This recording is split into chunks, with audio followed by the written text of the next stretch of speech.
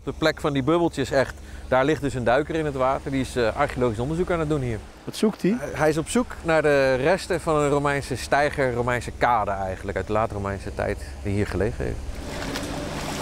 Maritiem archeoloog Alice Sneed was zo'n 2 uur onder water en dat is pittig. Ja, zeker.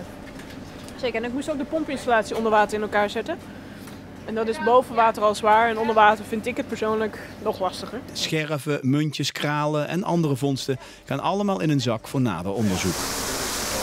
Ja, dit is dus een van de palen van die houten constructie, eigenlijk die houten steiger uit die Romeinse tijd. Het is een kleintje, maar er komen dus ook echt palen uit van 2,5 meter lang nog. Ja, we kunnen hier bijvoorbeeld van leren welke gereedschappen er zijn gebruikt. We weten bijvoorbeeld dat de Romeinen graag met dissels werkten. En die sporen kunnen we dus ook daadwerkelijk terugzien op het hout. En daar kunnen we dus een heel beeld mee creëren. Hoe is die kade opgebouwd en hoe is dit allemaal gebeurd? Hier het water in of? Ik denk dadelijk nog een keer, ja. Ja, als we Weer 2 uur. Maar dat weet ik niet. Dat denk ik niet. Dat hou ik geloof ik niet nog een keer 2 uur. Mooi geweest vandaag. Ja.